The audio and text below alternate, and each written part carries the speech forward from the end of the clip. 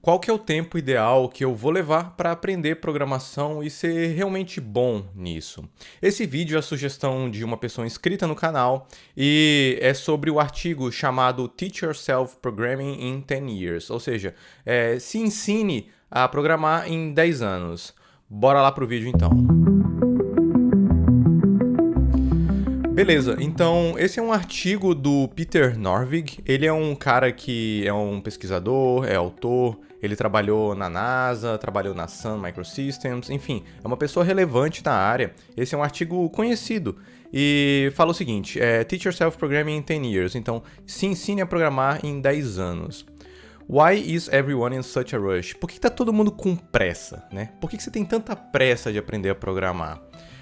Você entra em qualquer loja de livro e você vê como se ensine Java em 24 horas, junto com muitas outras ofertas, como aprenda C, SQL, Ruby, algoritmos, e enfim, e vai mais opções ainda, em algumas horas, alguns dias, enfim. E isso, eu acho que, assim, apesar de ser do passado, né? Hoje em dia você vê muito essas ofertas nos cursos online. Aprenda a React em tantos dias, estude aqui e ganhe tantos reais, R$ 1.000 aí por mês, consiga uma vaga em tantos meses. Isso é sempre uma promessa, né? E aí as pessoas acham, como você está com pressa, você quando está tentando uma migração de carreira, entrar numa área, é exatamente isso que te fisga. Fala, opa, esse curso aqui vai me ensinar em 24 horas, vou lá, porque, né, enfim, daqui a uma semana eu já estou ganhando lá 6 mil por mês. Se você procurar, ele procurou aqui, né, na Amazon, com o título Teach, né, Yourself Hours Since 2000, ou seja, a partir dos anos 2000, ele tinha achado aqui 512 livros que falavam, que prometiam, faziam essa promessa aí pro consumidor, né, pra pessoa que está querendo aprender. Nos top 10, 9 são de programação, ou seja, é isso que estava fisgando mesmo e tá fisgando a galera, quem quer entrar no mercado de tecnologia com essas falsas promessas aí, de que é muito fácil entrar no mercado, né? Resultados similares vêm se você substituir, né, teach yourself, ou seja, se ensine, por aprenda ou horas, você substitui por dias, né?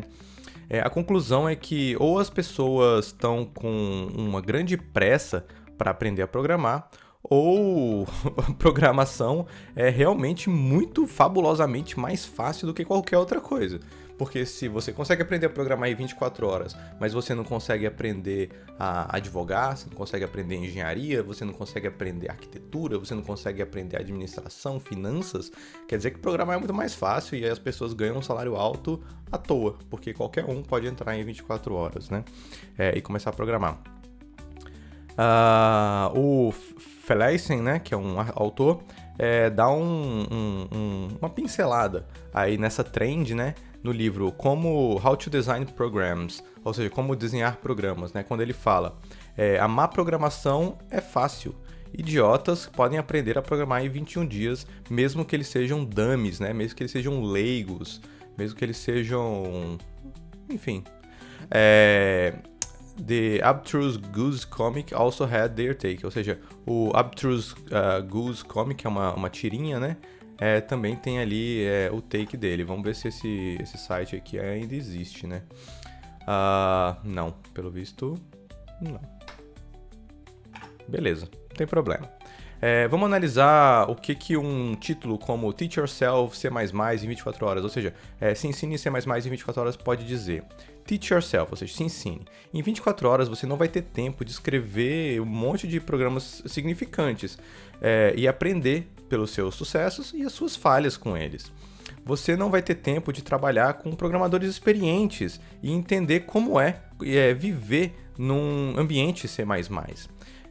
Em resumo, você não vai ter tempo de aprender muito. Então, o livro pode simplesmente falar sobre a familiaridade superficial, não um entendimento profundo, né? Como o Alexander Pope falou, aprender um pouquinho é muito perigoso. Ou seja, é exatamente isso. E eu concordo com o que ele está falando aqui. Quando você lê um livro, você aprende a programar num bootcamp, enfim, você aprendeu pouco, você sabe ali, vamos dizer, o beabá daquela linguagem, daquela tecnologia, mas não necessariamente você já está experiente, já está pronto para o mercado selvagem, a selva de pedra que te espera num mercado de trabalho. Mas você está pronto para entrar talvez num estágio onde você vai começar ganhando menos, vai ter menos responsabilidade, vai ter o impacto do seu trabalho vai ser menor. Por quê? Porque você tem que ser exposto a esse ambiente, a esse risco devagar. Porque é assim com todas as profissões, né? Não é quer dizer que em 21 dias você vai ser expert. Não, calma aí. C++. Em 24 horas, pode ser que você aprenda um pouco da sintaxe do C++, se você já sabe outra linguagem. Mas você não pode aprender muito sobre o uso dessa linguagem. Em resumo, se você era, vamos dizer assim, um programador de Basic, você pode aprender a escrever programas com estilo de Basic usando C++. A sintaxe de C++. Mas você não pode aprender do C++, o que é bom, ou o que é o certo de usar o C++, né? Então, qual que é o ponto? Alan Perlis, que é outro autor, falou uma linguagem que não afeta o jeito que você pensa sobre programação, não vale a pena aprender.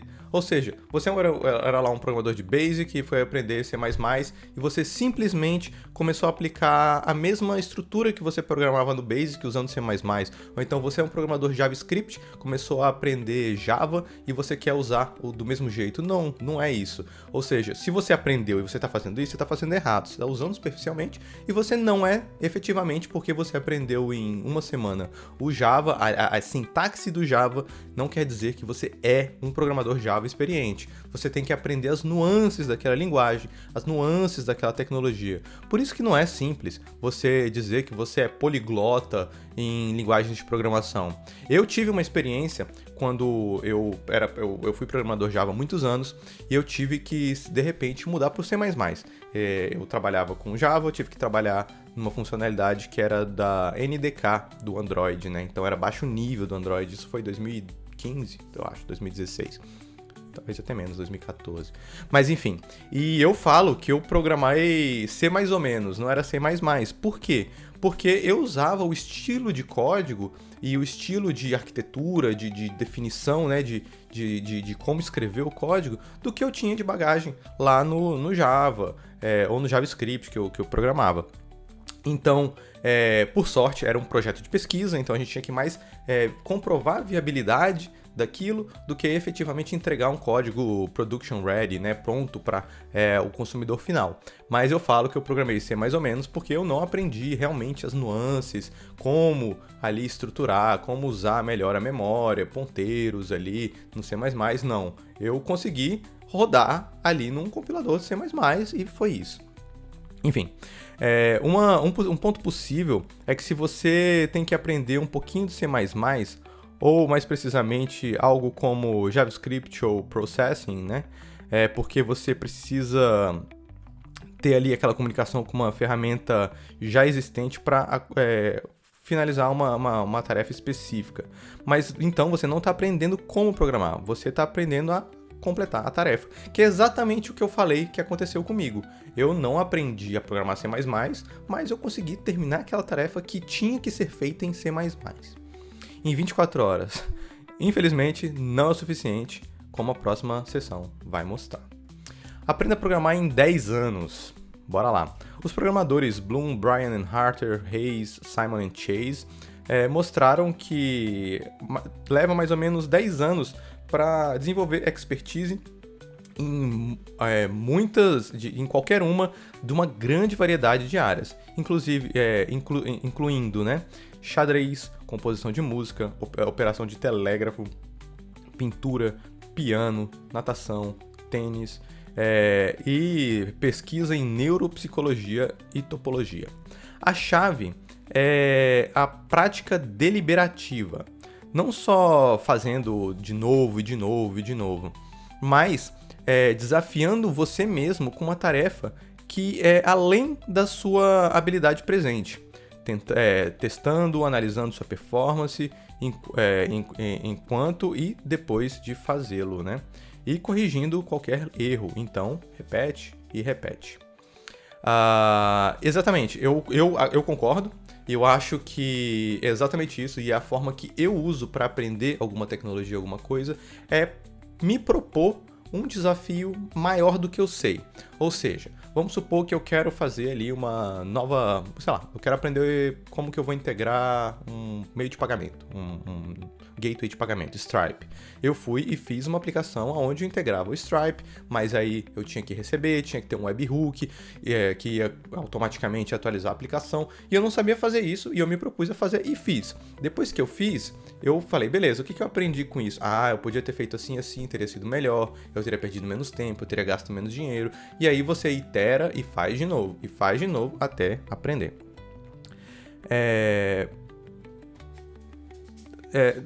Parece que não existe atalhos de verdade. Até Mozart, que foi um prodígio musical com 4 anos, levou mais 13 anos antes que ele conseguisse produzir música world class, né? Ou seja, música topzera das galáxias ali, música que realmente fosse o suprassumo da área, né? Num outro gênero, né, os Beatles pareceram entrar na cena com o hits número 1 ali no começo, né? Em 64. Mas eles estavam tocando em pequenos clubes, né, pequenos lugares em Liverpool e Hamburgo desde 1957, ou seja, 7 anos. E enquanto eles tinham um appeal, né, de massa antes, o seu primeiro grande sucesso mesmo foi em 67, ou seja, 10 anos, levou 10 anos. O Malcolm Gladwell, que popularizou a ideia, mesmo que ele tenha concentrado nas 10 mil horas e não nos 10 anos, né? Henry Cartier-Bresson tinha uma outra métrica. Suas primeiras 10 mil fotografias são as piores. Ele não antecipou que com as câmeras digitais algumas pessoas conseguem chegar em 10 mil fotos em uma semana, né? Então era outra métrica, enfim. A verdadeira expertise leva uma vida inteira. É o que o Samuel Johnson falava. Excelência em qualquer departamento pode ser conseguido apenas com o trabalho de uma vida inteira. Não tem como você comprar com um preço menor. E o Chaucer completou: The leaf so short, the craft so long to learn. Ou seja, o craft, né, a habilidade leva muito tempo para você conseguir aprender, né, a verdadeira habilidade, né? Hipócrates, de 400 anos antes de Cristo, é conhecido por Ars longa vita brevis, que também é parte da outra citação aqui, que em inglês quer dizer: a vida é tão curta, a craft, né, a arte do fazer ali é longa. Oportunidade fleeting experiment, o que isso aqui quer dizer? Aí complicou meu inglês, hein? Vamos ver. Aí complicou meu inglês. Oportunidade fugaz, experiência traiçoeira, julgamento difícil. Com certeza, nenhum número, não existe um número mágico. Você passou ali daquelas horas, daqueles anos que você vai ter essa resposta. Não parece racional você assumir que todas as skills, todas as habilidades, programação, xadrez, vão requerer exatamente o mesmo tempo para você ser um mestre, né? Você dominar. E nem todas as pessoas vão levar exatamente o mesmo tempo. Como o professor Anders Ericsson coloca, na maioria dos domínios, é impressionante como muito tempo, mesmo os mais indivíduos talentosos precisam para atingir grandes índices ali de performance, né? Ser realmente performático. A teoria do número de 10 mil horas só te dá uma noção de que a gente está falando anos, ou 10 ou 20 horas por semana, que é o que essas pessoas mais talentosas ali ainda assim precisam para atingir um nível máximo. Então você quer ser um programador. Eu concordo, tá? Eu acho que realmente é o trabalho de uma vida. Você quer ser realmente expert ali naquela área, você quer ser uma pessoa que faz a diferença, você precisa sim se dedicar. É só você olhar um atleta de alta performance, pessoas ali, músicos, sei lá, que você olha e fala, caraca, essa pessoa é boa. Quando você vai ver uma entrevista, você vai ver essas pessoas falando, por mais que ela seja talentosa, as pessoas dedicam a vida a isso, a vida ao treino, a vida ao ensaio, a vida ao estudo. E, assim, se você não quer, tudo bem, você pode ser medíocre. E eu não tô falando isso do mau sentido. Você pode ser medíocre, você pode falar, é só o meu trabalho, é só o meio de eu chegar em outro objetivo de vida que eu tenho. Mas se você quer ser, realmente dominar aquela área, eu concordo, você precisa, é o trabalho de uma vida inteira e você vai passar a sua vida inteira perseguindo isso, porque novas informações vão chegar, novas áreas de conhecimento, novas do seu domínio vão chegar também. Então você vai ter que continuar estudando a sua vida inteira. Então você quer ser um programador. Essa é a minha receita para um programador de sucesso. Se interesse em programar. E faça um pouco porque é divertido. Tenha certeza que continua tão divertido que você vai estar a fim de colocar esses seus 10 anos, suas 10 mil horas nisso. Ou seja, e é o que eu faço, tá? Eu falo que eu programo por hobby, tem gente que não programa por hobby, tudo bem.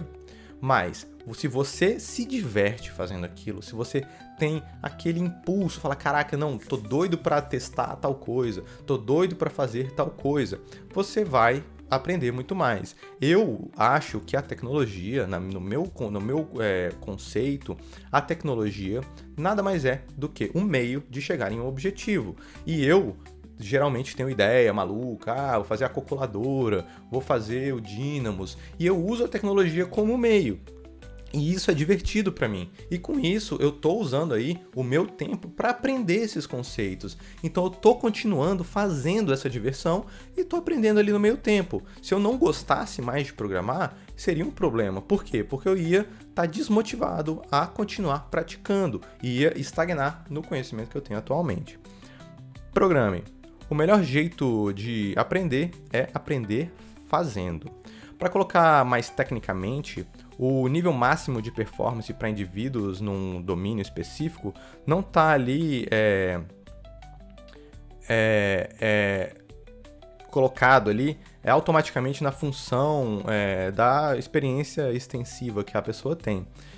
Mas o nível de performance pode aumentar mesmo que indivíduos experientes, né, com o resultado de esforços deliberados para melhorar. Ou seja, mesmo que você já seja experiente, você já está na área há muito tempo, você tem que continuar tendo esse esforço de aprender mais com coisas que você ainda não sabe, se desafiar a conseguir fazer algo que você ainda não sabe fazer. E o jeito mais efetivo de aprender precisa de uma tarefa bem definida, com um nível de dificuldade apropriado para aquele indivíduo ali em particular. E feedback informativo e oportunidade para repetição e correção de erros. Então é exatamente isso. Continuando, você saber dar um passo não maior do que a perna, ou seja, se desafiar aonde você realmente consegue chegar, para você não se desmotivar, e ter a oportunidade de continuar tentando e melhorando ali a sua arte de programar, né? Converse com outros programadores, leia programas, leia código. Isso é mais importante do que qualquer curso ou treinamento, concordo, tá? Eu lembro que eu participei de um projeto onde a gente estava ali, era no começo do Docker, Java reativo, era uma coisa nova, 2015 ali, mais ou menos, e não tinha muito livro, não tinha documentação. E como que a gente aprendia? A gente ia lá no repositório, no GitHub, e pesquisava alguma parte do que a gente sabia do código. Sei lá, vou procurar Dockerfile aqui. E aí eu saía lendo um monte de Dockerfile, eu saía lendo um monte de classe Java, e eu ia aprendendo ali com o que as outras pessoas estavam fazendo, quais eram as melhores práticas, por que a pessoa separava aquelas camadas ali do Dockerfile, enfim. E assim você aprendia com quem é mais experiente que você, né? Se você quiser, coloque os 4 anos na faculdade. Isso vai te dar acesso a alguns trabalhos que requerem credenciais e vai te dar um entendimento mais profundo do campo. Mas se você não gosta da faculdade, da escola, você pode pegar uma experiência similar sozinho ou no seu trabalho. Em qualquer caso, aprender sozinho lendo um livro não vai ser o suficiente. Concordo, não vai ser o suficiente. Fica aí na sua cabeça. Não vai ser o suficiente. Ciência da computação, aprender, né? Educação de ciência da computação não pode fazer ninguém um programador expert mais do que estudar pincéis e tintas pode fazer um pintor experiente. Exatamente, precisa de prática, né? O cara vai aprender teoria das cores, um monte de coisa. Ele precisa pintar até conseguir ali dominar a arte da pintura, né? Um dos nossos melhores programadores que eu já contratei na vida tinha só segundo grau, né, completo, e ele escreveu muito código bom. Ele tinha seu próprio grupo de notícias e fez estoque, né, ações. Ele tinha ações suficientes e ele comprou seu próprio nightclub. Interessante. Trabalhe em projetos com outros programadores. Seja o melhor programador em alguns projetos e seja o pior programador em outros projetos. Exatamente, você não pode ser aquela velha história, né? Se você é o mais inteligente da mesa, quer dizer que você está na mesa errada, né? Você tem que ir para a mesa que tem pessoas mais inteligentes que você também, para você aprender. Quando você é o melhor, você pode testar suas habilidades de liderar um projeto e inspirar outras pessoas. Quando você é o pior, você aprende com as pessoas que são melhores que você e aprende também o que eles não gostam de fazer, porque eles fazem você fazer por eles, exatamente. Trabalhe em projetos que outros programadores já trabalharam, né? Entenda um programa escrito por outra pessoa. Veja o que faz, como que você consegue entender e corrigir programas legados, né? Hoje é importantíssimo, tem gente que quer começar a carreira trabalhando só em projeto verde, só projeto novo, e não aprende ali a dar uma manutenção no legado, a fazer um debug direito, entender uma lógica de código que outra pessoa escreveu. Isso é fundamental na nossa área. Se você, na sua carreira inteira, só trabalhou em projeto que você iniciou, você está errado, e eu sugeriria fortemente que você procurasse um legado para você trabalhar, para você aprender efetivamente a ler projetos dos outros. Pode ser um open source ali por fora do trabalho, pode ser, enfim, um voluntário, mas você precisa trabalhar em um projeto legado. Leia pelo menos meia dúzia de linguagens de programação, incluindo uma linguagem que enfatize, né, abstração de classes, né, como Java, C++, ou enfatize a abstração funcional, como Lisp, Haskell e etc. Uma que suporte abstração sintática, como Lisp, uma que suporte especificações declarativas, como Prolog, ou template C++, e uma que enfatize paralelismo, como Clojure ou Go. Lembre que tem computador na ciência da computação.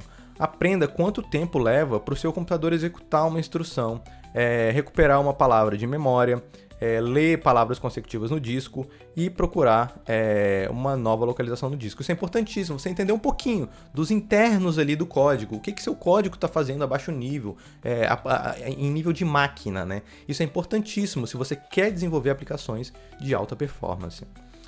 Se envolva em padronizar, nos esforços de padronizar uma linguagem.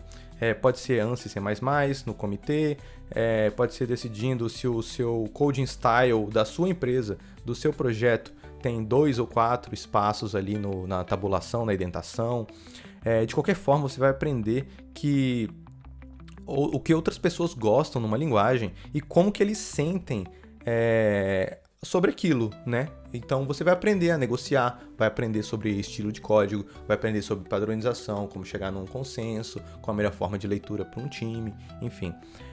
E tenha um bom senso para sair dessa estandarização, dessa padronização de linguagem o mais rápido possível. Ou seja, você pode entrar, mas não se apegue demais e saia, porque você vai ver que muitas vezes é uma batalha que você não pode ganhar.